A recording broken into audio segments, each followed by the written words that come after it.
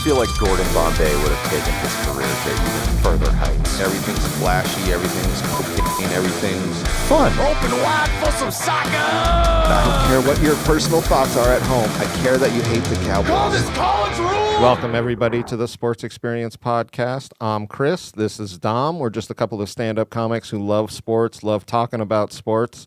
We're in the middle of a block. It's NFL playoff time. Who we got this time? So we're back in the divisional round, like our last episode, and we have a very famous game. It's only known by 3 words. That's right. 3 words, and when you refer to those 3 words in a row, you know exactly what we're talking about. The 2001 AFC Divisional Playoff between the Oakland Raiders and New England Patriots, referred to as the Tuck Rule. Oh, I thought you were going the other way. Just go back 14 letters in the alphabet, and you'll figure out what we like to call it. Who's not a Patriots fan? Well, it's so interesting because these games, and this comes down to one play, one call. That literal play and call puts 2 different franchises on 2 different paths, and coaches, it changes everything. One looks like an uncircumcised penis. The other like sending emails. We got it all in this game. Bad calls. So Oakland this year in 2001, they're coming off a fantastic year where they made the AFC Championship game. They're running it back with head coach John Gruden and a quarterback that he brought in who never really had a chance to shine in the NFL until Gruden said, "You're my guy," and Rich Gannon. Yep. Gannon makes the Pro Bowl this year with with over 3,800 yards passing and 27 touchdowns. Charlie Garner, now, much like Gannon, never really had a shot in Philly behind Ricky Waters. He goes to San Francisco on some bad teams, plays well. He gets to Oakland, dual threat guy too, catching the ball and running it. Had as far as total yards, over 1,500 rushing and receiving. So this is their core of their offense. Were really guys that not given the best opportunity and come to Oakland, and they're really lighting it up. Gruden sent him an email, not a bad email. Just a regular one. Just a, would you like to join the Raiders email? Yep. They also had in the backfield, because Garner's, your pass catcher and your runner, 2 power backs, great ones in Tyrone Wheatley and Zach Crockett. And their receiving core, though, 2 of the best in league history. Yep. Because they got Jerry Rice in free agency. Towards the end of his carer. Still over 1,100 yards. I was just going to say, still amazing. And then guy we did an episode on, Timmy Brown. Yep. Over 1,100 yards as well. Both of them had 9 tutties. And a good veteran offensive line with Steve Wisniewski and Lincoln Kennedy. Defense was decent. Not great, not Chargers shitty like in 81. But middle of the pack. Middle of the pack, and basically, we'll get some stops for you guys. Yes. The offense is our bread and butter. Their secondary was led. Their only Pro Bowler was future Hall of Famer Charles Woodson. Special teams, they probably had the best core of special teams with Sebastian Free Shoes University Janikowski. Oh, yeah. And Shane Leckler was a Pro Bowler his entire 15, 20-year career. He was a great punter. Their offense was 4th in points, defense 19th in points. They went 10-5, but they really shot themselves in the foot at the end of this season. I don't know if you saw anything about this. They started 10-3, so they were in the mix to be the number 1 seed in the AFC. Pittsburgh kind of pulls ahead. All Oakland's got to do is win one of their last 3 games to secure that first-round bye and home field in the first playoff game. They lose their last 3 games. Yep. And it really costs them dearly. They have to go and play a wild card game at home before they even get to the divisional round. So they're playing the Jets. And we all know what happens with the Jets. And we always know what happens with the Jets, and they beat poor Vinny and the Jets. Why would you bet on the Jets? Mr. T, Buffalo Bills. Dr. Farthing, what happened to your arm? So they beat them 38-24 in the Coliseum, and they have to go on the road. And they go on the road to play New England, and this was a crazy season for the Patriots. Yes. Leading into the year, Drew Bledsoe signs a $100 million contract. He's a Pro Bowl quarterback. He's taken him to a Super Bowl about 5 years ago. He's one of the league's best quarterbacks. Without a doubt. And nobody's thinking about the backup. They're saying this is going to be our future quarterback. It's such a in-stone thing that when Bledsoe goes down... In the second game, where Mo Lewis makes his chest explode, Yep. essentially. I mean, when you watch the hit, and he almost died. Go listen to our Drew Bledsoe Yeah. episode because, like, it was very scary and terrible. So they have to turn to their backup quarterback, and we all know his name. One Timmy Brady. I was going to say Satan. Oh, But you know okay. what? Timmy Brady is fine. And they start reeling him off and improving because they start focusing on the run game more. Yes. You have Antoine Smith going for over 1,100 yards that year, and then kind of Swiss Army knife pass-catching backs with Kevin Falk and J.R. Redmond. Their offensive line is younger, but they're improving kind of as the season goes on. Really, their only receiving threat is Troy Brown. But they're all who really made the Pro Bowl. I was going to say they're pretty young offensive core, and they're all really gelling together throughout this season. Yeah, for sure. Brown had almost 1,200 yards receiving and over 100 catches. So, I mean, like, people forget how good he was. David Patton's their second receiver, and then they got Jermaine Wiggins playing tight end, but they're a run-first type of team. Yes. And that's how they win games because their defense, led by said uncircumcised penis, is great. And he mixes fronts and alignments too. They switched back and forth a lot this year from a 3-4 to a 4-3 back. Basically, it was just matchup based. Which of our personnel matches up the best this week? Yeah. Well, you brought up Bill Belichick by name. I did. I did want to point this out because I didn't know this. When Gruden got the job at the Raiders, the actual CEO of the Raiders actually wanted to pick Bill Belichick. That was her number one. She was like, he's the smartest coach I've ever met. I think we should pick him up. Oh. They pick up Gruden as the Raiders coach. Bill Belichick goes to New England, and then we have this game. It's quite crazy. Defensive side of the ball, they're stacked. I did want to bring up future Hall of Famer Ty Law. Their secondary was really good at this point with him and then Lawyer Malloy at safety. They had just drafted Richard Seymour. They had just got Mike Vrabel in free agency from Pittsburgh where he was behind Porter and Gilden and couldn't play. So, like, they're very unassuming because these guys aren't household names yet. Yeah.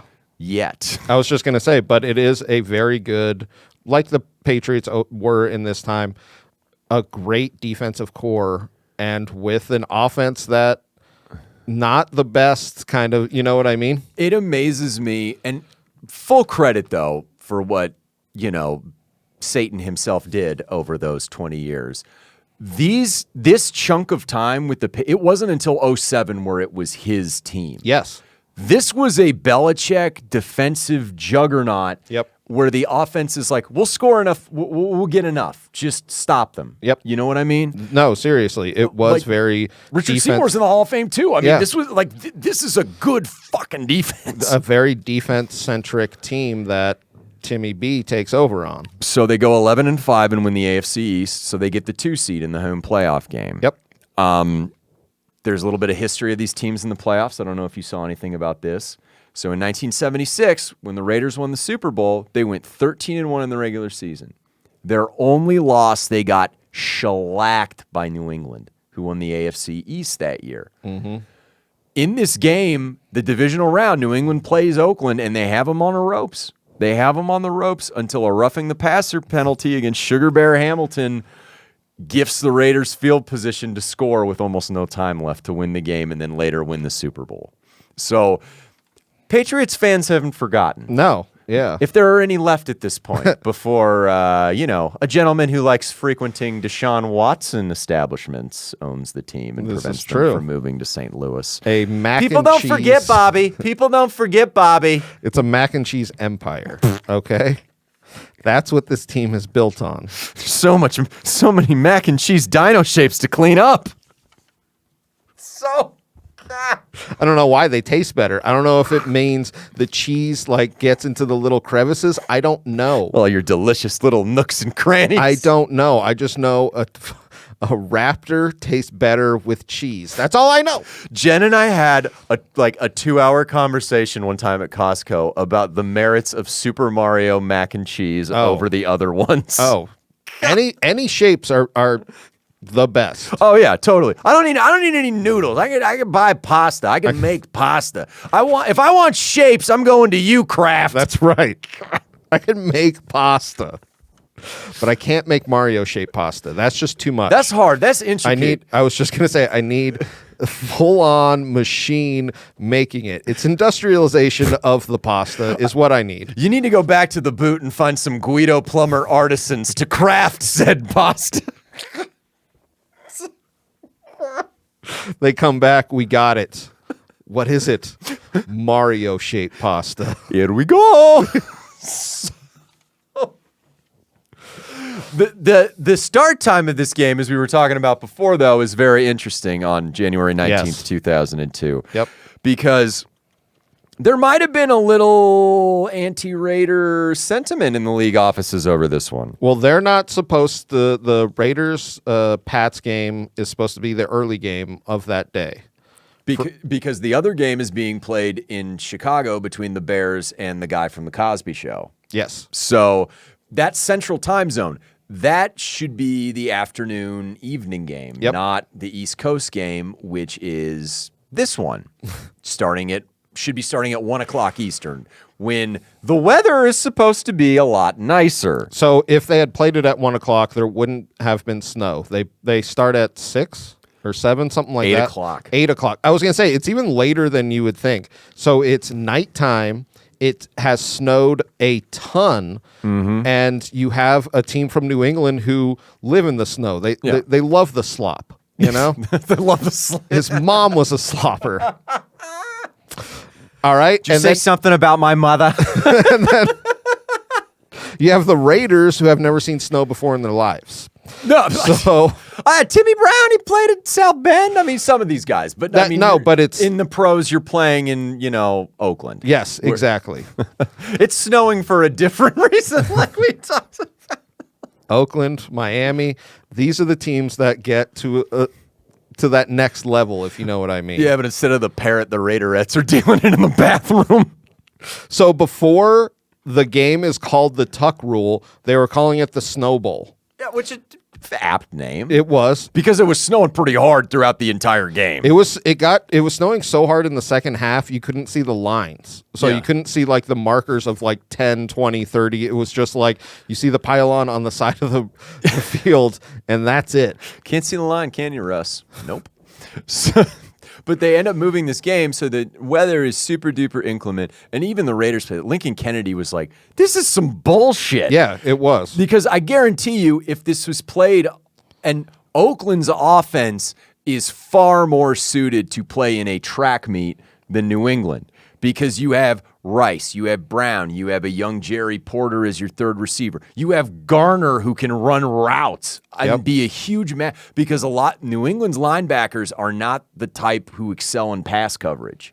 So that would have been a huge matchup disadvantage if this was played in When it should have been. When it should have been. Yeah. In normal, like if it was 30, 40 degrees but clear, that still favors Oakland. Yes. But anyway, we get into the game, and it's absolutely just slop. Well, because we normally do 2 episodes. I don't know if you can tell because we're wearing the same clothes. But so we watched both games, and we watched the Epic in Miami, and I remember being like, God, what an amazing game. And then I watched the Tuck Rule game, and I was like, God, this game is horrible. Fast forward to the end of the fourth quarter. Literally. When It's such everything happens. Yeah. So the Raiders get the ball first, and they start at their own 32. Garner has a really good run on first down because Vrabel slips. But what ends up happening throughout this game is the trenches, you can't gain any traction. No. And Brady has talked about this. My dad has talked about playing in the snow and the teams kind of figure it out throughout the game. It is far easier if your quarterback can just get the receivers the ball in these inclement conditions because the defenders have to react to everything. Yep. You know where the ball is going. Obviously, you're not making stupid mistakes and just slinging it around the yard. But if you have a controlled passing game with, you know where the ball is going, screens, slants, hooks, stuff like that, if they're playing off coverage, it's actually to your advantage to throw the ball. Yeah. They end up having to punt. They get to about midfield, and Leckler has to punt, and New England takes over, and they start trying to screen him. There's a big play to J.R. Redmond out to the 47, and then 3 more screens in a row get him to the Oakland 44, and then a first down run by Smith. Unfortunately, with 7:20 in the first quarter, they're at the Oakland 32, and it's 4th and 3, and instead of sending in future. I think he's in the Hall of Fame now. Adam Vinatieri out for a field goal. They go for it. And this is the other thing. Vinatieri is not he's still a new, maybe second or third year in the league. So his rookie year was their Super Bowl year with Bledsoe. Oh, okay. 96. So 96. But he's not the legend that he's he not, is now. he's not thought of as this like clutch guy that always hits it. Like, so I could see why they go for it on this play, but at the same time, you're like, dude, we're playing in the snowball. You better just get some points on the board. Like, get me to about 40 yards. Yes. You know, not like I'm not going to be able to kick 150 No. in these conditions with the snow. So then they trade possessions, both going 3 and out. Yep. Like it is a very, if you watch it, you're just like Homer. I've seen plays more interesting than this. Honest to God, plays. There's a huge, so when New England has to punt after they get the ball back, there's a huge kick-catch interference on Gerard Cherry, which really ends up boosting Oakland. Yes. They have great field position. They start at midfield, or they're at midfield at the end of the first quarter. Garner catches a pass, gets him down to the 37. Their tight end Brigham has a nice first down pass as well. And on 3rd and 8 at the 25, this is why he's the GOAT. Jerry Rice has a great pass, I believe, on a slant to get him into the red zone at the 20. And then on 2nd and 10, or they get them inside the 10, on second and 10, Jerry Porter is out of the game now. Mike Vrabel hit him late on a play. I think he messed up his shoulder. He's iced for the rest of the game. So they have to go to veteran James Jett, who probably hadn't played all year. Yeah. They execute a perfect play. I think Tabucky Jones was out of position as the safety, busted coverage, and Jett's wide open. He beats everyone to the corner. And he scores a touchdown with 12-14 left in the second quarter. I think it was his first touchdown of the year. It felt like he just came off of the bench and caught a touchdown and went right back on. Yeah. He was just like, all right, guys, that's what I'll do. I'm so cold now. Coach, put me in. No, not to play, to warm up. Yep. The rest of the quarter is just basically filled with mistakes. The rest of the half, I should say, is filled with just absolute mistakes. The defenses are basically stout at this point in the game, and both of them are confusing Gannon and Brady with disguised coverages because they're finally figuring out this passing thing, but they're like, God, we need to know where it's going and who's going to be in the right spot. Gannon didn't have a horrible first half, but they just couldn't convert third down opportunities, stuff like that. So he went 10 for 14 for like 90 yards, but it was still like one of those games where you're like, this is going to come down to like a field goal or like, you know what I mean? It was very much like, I don't know how many points these guys could score. In the first half, they had 11 first downs and 11 punts. It's insane. New England got the ball 4 times in the second quarter. Only 1 time did they even move it out of their own territory. Yep. Which is like, come on, man. It's like we said, it's not a pretty game to watch. No. At halftime, the crowd is booing. The home crowd, they're just raining boos down upon them. Well, it's 7-0. Yeah. That's it. So it does just feel like I have no idea if a team is going to score again, how they're going to score. And second half, Pats come out. And to their credit, they're like, look, our run game isn't necessarily working right now. We're going to start passing it, but we're really going to start dumping it off a lot more. And they're using screens. Mark Edwards and J.R. Redmond are the 2 big guys that they start using in these situations. And they have their first sustained drive of the game. Yep. The first possession of the second half. So 3rd and 2 at their own 41. Brady has a screen pass to Edwards to get him a first down. Brown then loses 9 yards on a botched receiver reverse. And they're really backed up. Brady gets him down to the another 30-yard pass to David Patton, which really is helping them, and they start hurrying up the offense. And when you do that, if you're not familiar, what you're forcing the defense to do if they can't call a timeout or they don't want to, is they're going to give you a lot of bland vanilla looks. Yes, it's a lot of like standard defensive formations or setups to where you as the quarterback and whoever the play caller is. I don't remember if Bill Belichick was doing offensive play calling. No, I at think that it time. was. Yeah, I don't think he was. Charlie Weiss and his gigantic fupa. Yes, nice. Oh God. And then, but that really sets it up to be like they're gonna run this. We're just gonna. This is gonna be open. We're gonna take what they give us. Yes, because we know where every guy is lined up and what the front dictates as far as where they're gonna be post snap. Yep. So they have another big pass to Patton to get him inside the 10, and they're at 3rd and goal at the 5, and they end up not converting. And Vinatieri has to come out with 9:39 in the 3rd quarter, and he kicks a field goal. So he cuts the deficit to 7-3. So now we got a barn burner. We have a real barn burner. 7-3, baby. It's like that time I went and saw Macbeth and yelled the same thing. So the rest of the 3rd quarter, the Raiders offense, they're starting to see how Belichick is mixing it up. Yes. And with this, Gannon is kind of like, okay, well, if their safeties are lined up like this or their linebackers are like this, I know where each of them is going to be as far like the Peyton Manning Omaha nonsense that's so famous. They end up driving. Tim Brown has a huge catch and run late in the 3rd quarter on 3rd and 9 or in the middle of the 3rd quarter with 8:02 left, and they keep driving it. And with 3:12 to go, there's a huge pass to Rice to get him down to the 30. Though they don't get a touchdown, Janikowski comes out and kicks a great field goal.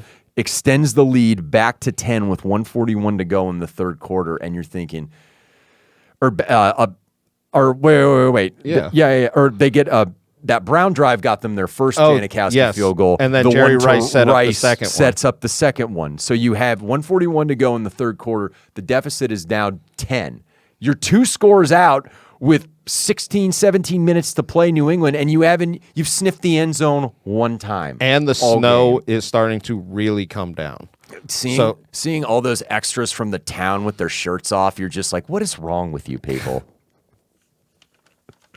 What are you going to rob? Are you going to rob the Raiders today? And God damn it, they did. So the Patriots were all intents and purposes dead to rights at this point. But Timmy B starts bringing them back. Yeah, he in the 4th quarter drives them 67 yards for 10 plays for their first touchdown, which this is when it literally is the first time that the offense looks like it's like really, really clicking. And you're like, oh, okay, like they actually could do this because it's such a low-scoring game that you're like, it's just so back and forth as to what could happen. And he's not even targeting his top receiver, Brown. It's his backs, it's Wiggins, and it's Patton, particularly Wiggins and Patton on that touchdown drive. So they end up scoring. It's 2nd and goal, and Brady ends up scrambling, running it in what seemed like the longest 5-yard touchdown run I've ever seen. Yeah. I think it's either him or Nick Foles that has the slowest combine 40. God, you see him in that picture. It's like, I'm in better shape than this athlete. It's wild. God, he's all waifish, and all these guys are paunchy and weird. It was interfering with Tom Brady's beak. That's all I'm saying the snow was that day. So they end up scoring a touchdown to make it 13-10 with 7:52 to go in the game. So they're still in it. I mean, it's a possession game, and it's only a field goal. You got to come up with something, though. So Oakland, they keep trading possessions up until 2:41 left in the game, and Oakland has the ball. All the Raiders need to do with 2:41, because New England is going to start calling their timeouts. Yep. All they need to do is get a first down. You get a first down, you walk away, you're in the AFC title game. Garner has a ridiculous, I won't say it's broken field, but he literally creates 7 yards on his own on first down, and you're thinking, this is great. We're 2nd and 3 at our own 42. Garner gets 2 on 2nd down, setting up a 3rd and 1. And they have talked about, I don't know if you saw, but they had talked about this play. It was their money play with Zach Crockett all season long. Yep. Where you put John Ritchie in at fullback in front of him, and he digs out the Mike linebacker through the A-gap. That didn't happen on this play. And it's so funny because you can almost see Belichick knowing that they're going to do that, and he's like, this is how we stop it, and they did for a 2-yard loss. So the play was called 14 blast, and with 2:24 to go, Richard Seymour got to be the low man essentially on this play, shivved himself under Richie, and Crockett doesn't make it. And when he doesn't make it, it's still not the 2-minute warning. It's 2:19 left, and New England uses their last timeout. So they've got time to work with. Yeah. But now they have 0 timeouts. That's the other thing. Part of me always wonders if this game was played now, if Gruden would have gone for it. Oh, yeah. Because if you make the first down, the game is over. Yeah, without a doubt. I think in the back of their minds, though, they knew we have this in our own territory.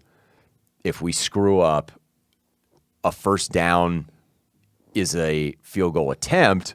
2 first downs, it's a chip shot. They might score. Yep. Like they might win the game with a touchdown.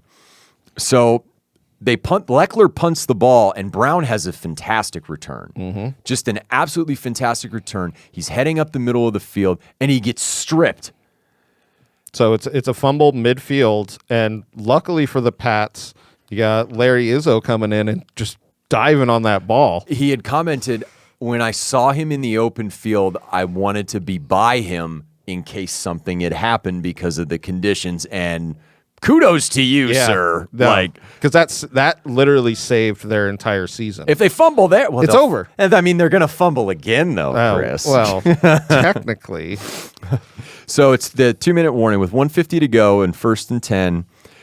They're driving the ball, and on this pass play, Tom Brady does not recognize the zone blitz that's happening. Oh, I wanted to bring this up. I had no idea this happened. We're talking about the actual play? Yes. So they're driving the ball, and it's 1st and 10 with 1:50 to go. So Eric Allen just made the Hall of Fame this week. The cornerback for the Raiders overheard Tom Brady say what their next play was going to be. I did not know that. As he was walking back, Brady saying it to one of the receivers. I don't remember who it was. He runs to the sideline, tells Oakland, hey, this is what I just heard them say they're going to play. And that's why, who was it? Woodson was so wide open in the defensive field because they were like, oh, there's going to be a gap right here. Yep. So, yeah, go ahead. Sorry. I was just going to say, and it literally should have been the perfect play for Oakland. And it was because the primary receiver on this play was supposed to go across the middle. Yep. What Oakland did on this zone blitz was, by blitzing Woodson off the edge, that receiver would not be carried by him. But since they knew what the play was, where the receiver was going, they drop. I forget the defensive lineman, but they drop, I think, Grady Jackson into that passing window.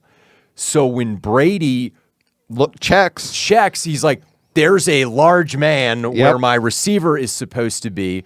So he double clutches. And has to, ready to pass, bring the ball down. Not pump faking it, but just bring it back to his body to scan the rest of the field. Yes. And because of knowing the play, they know Woodson has a free shot at Brady if he can get home. And it's what he does. Yes. Because Brady brings the ball down, not pump faking it, down to his body, thinking, I need to find another receiver, and he doesn't have any time. Woodson smashes him. Ball comes out. Greg Biekert recovers, and you think, that's the game. Yep. It is so much, if you watch the players' reaction of the play, both Oakland and Patriots players are convinced that that's the game. There's not even like a question where like you have a couple of players being like, that was a fumble. That was an incomplete pass. It was so obvious on the field that it was a fumble. Oakland celebrating, Tim Brady's crying. It's ridiculous. Please let me drink the sweet milk of your tears, Scott. Oh, God. But this is inside 2 minutes, and Belichick is out of timeouts to where he can't challenge the call. The call goes upstairs to be reviewed. For what reason? I don't know. Well, I do want to bring this up. They did have a tuck rule called, the Patriots had a tuck rule called against them earlier in the season with Vinny Testaverde. Green balls?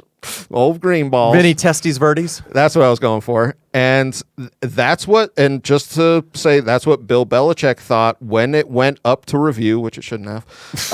When it went up there, he thought about that game and he goes, oh, we actually might have a chance at this if they, Did you see the Vinny play, though, that he referred to? It's so different. Thank you. It's complete. Vinny has three guys on him, and his arm is moving forward. Like he's not so ridiculously different. He's not tucking it into his body. He's literally like this when it comes out. Effort, just getting it out of my hands from all my awesome Guido weight training. But it goes upstairs, and it is a long time. A lot of the Oakland players, not Patriots players, said this was the longest reviewed play by so much. They said they reviewed it for 12 minutes. To put it in perspective, I remember watching it thinking, what are they even doing? Just perspective, a normal review will be 30 seconds to a minute. Mm-hmm. That's a normal, and this one, longest one ever. And what was being said on the Oakland sideline, this is what Gruden said. He just goes, I don't know if they're going to let us win this game. It's not wrong. No.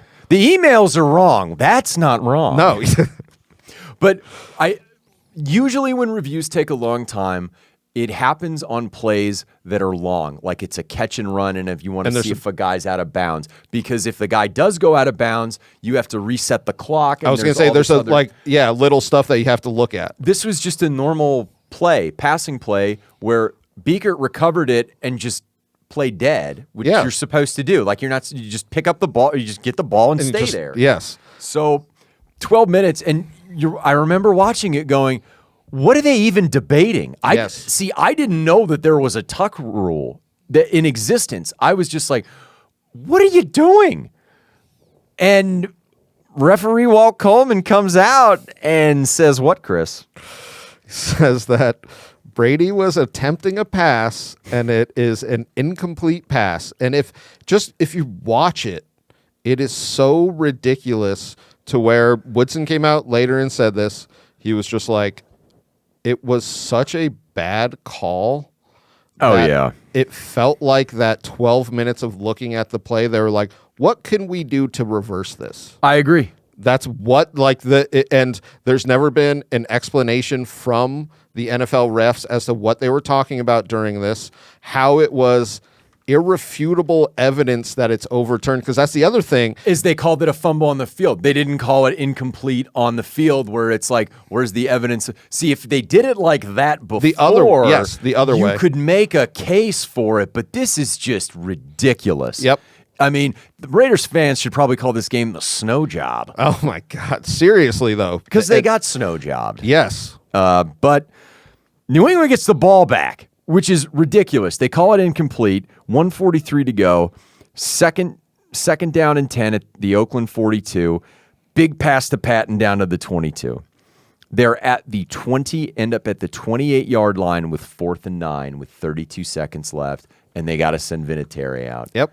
And this dude's got some balls on him. Well, and that's because it's the worst conditions ever now. It's escalated over the last 3 hours. And this is when the Patriots become the Patriots. Vinatieri goes out, clutch, makes this field goal. And he's even said, that was the edge of my range in those conditions. He had a big leg, but no one could kick in that mess. Well, he said, because he had been playing 5-6 years, whatever it was, and he said, he just goes, I even knew at the moment this is going to be the hardest kick that I've ever converted. And I think he went to North Dakota, South Dakota for college in these types of conditions. So it's for him to say something like that is unbelievable. I did think it was interesting that Charles Woodson and Satan went to college together. I didn't know Satan went to college. No. I mean, he had to. He had to get his degree. That's true. In Satanism. They were 2 lockers down from each other. So that's a spider web that's pretty ridiculous. All I thought of was Charles Woodson, the first defensive player to win the Heisman, and no one can take that away from you.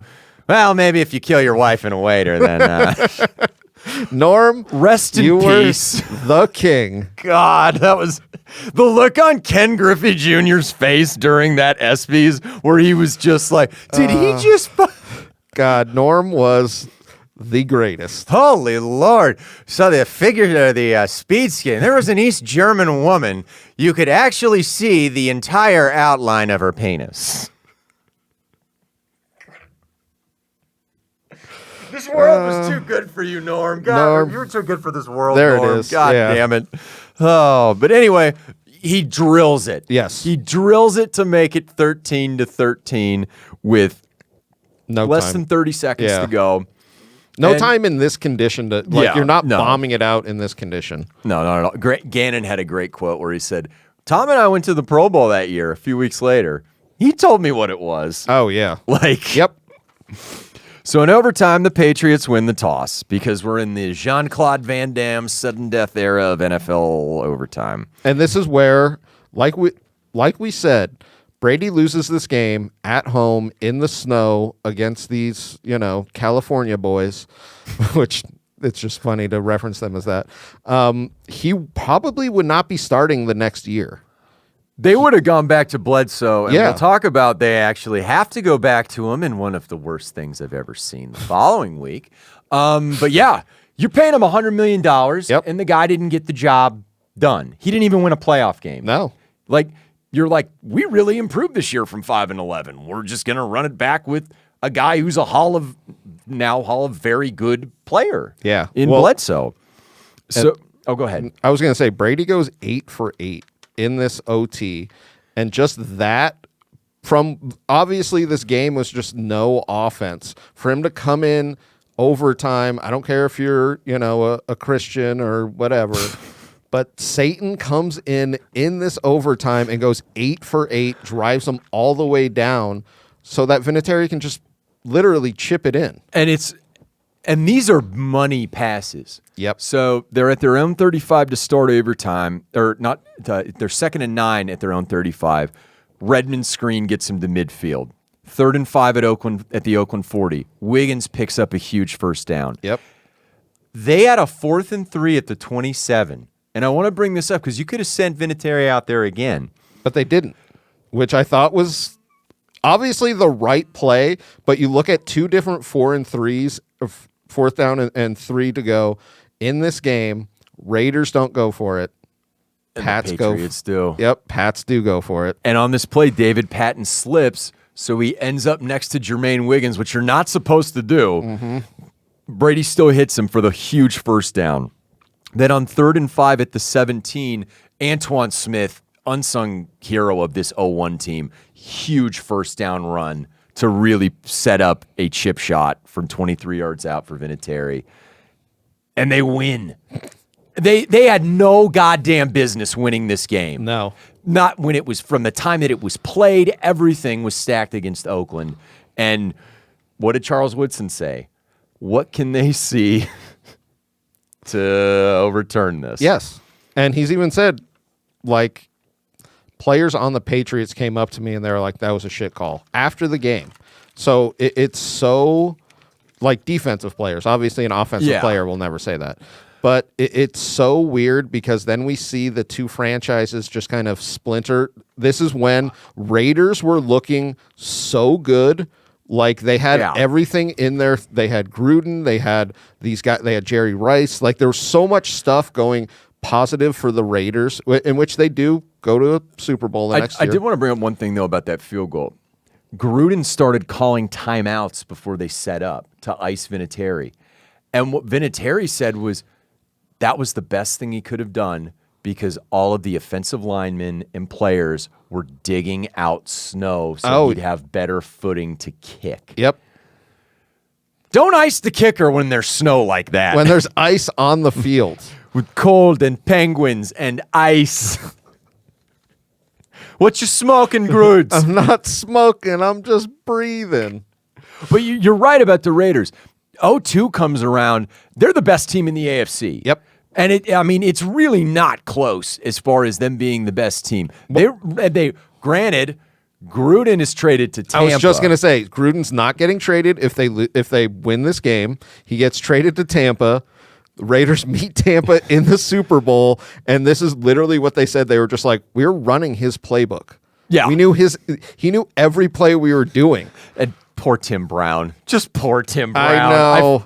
I know. Watching this, I'm like, oh, Timmy, did you really deserve all the losing? I know. Because literally 2 years in a row, we don't know what would happen in Pittsburgh the following week if the Raiders go. I honestly, as much as I thought the Steelers had an awesome team that year, the game was played in those types of conditions this New England one would have been played in. Rice and Brown are just a tough fucking combo to stop. Yeah. And I'll be honest, I think if Oakland wins this game, then beats Pittsburgh, I think they also beat the Rams. And probably go back-to-back Super Bowls. That's all I'm saying. And like, I don't know who Tampa gets to replace Dungy. Yeah. But Oakland might have won back-to-back. Yeah. To be quite honest. It's quite, and then we get the path of the mac and cheese, baby. And shoo-sha-sha, shoo-shoo-sha. And Timmy Brady becomes the best quarterback. I don't care if you like him or hate him. No, he's the best. I mean, it's not up for debate. No. And it really is one call, one ruling changes the destiny of both of these franchises. It's as bad as Ashton Kutcher and the butterfly effect. Oh. That's what it is. But no, like it sets off 20 years of evil. Like it's like you open the Jumanji box of the NFL. Yep. And they win that year. They win in 03, 04, 16-0 and 07. It doesn't stop until Vrabel walks in as the coach of the Titans in 2019. Yep. And they that's 19 years of dominance, of literally being the turd in the punch bowl to the rest of the league. Yeah. And you just have to throw your hands up and go, congratulations, you son of a bitch. No, seriously, though, because it never should have happened like that. They literally took the Tuck rule out in 2019 on, I believe it was a 28-1 vote. The only teams that didn't vote were probably the Packers because they don't have anyone to vote for them. Packers and the Pats. Of course. That was it. Yeah. And you're not going to do that. And they're in an interview with Gruden talking about this rule being overdone. Oh, my God. And he asked the refs, he goes, so that's a fumble. The ref just goes, it's always been a fumble. And he goes, hold on. It's always been a fumble? And then they kind of look at each other like, oh, no, I just meant, yeah, it's a fumble now. Please tell me he said. I think that's when those emails started. It is after when he came 100%. Back, like, yes, give me a right. Yes, because it is such a miscall that looks like kind of current NFL, if you will. With, a little with bit. The old Chiefs out there. Oh, Andy Reid is eating that gingerbread house, Chris. Well, Tom Brady cheated on the road that now Patrick Mahomes is driving down. Oh, God. You know what I can't wait for? If Mahomes just starts reeling him off, how Brady will get like nervous and then he'll become all bitchy in the broadcast booth. Like, oh my God, why would you do that? That would be jealousy. So great. Oh, just hear a really low, come on, Eagles. Yeah, like, come on, Eagles. And none for Gretchen Wieners. Bye. It's like, all right, that's it. Great app.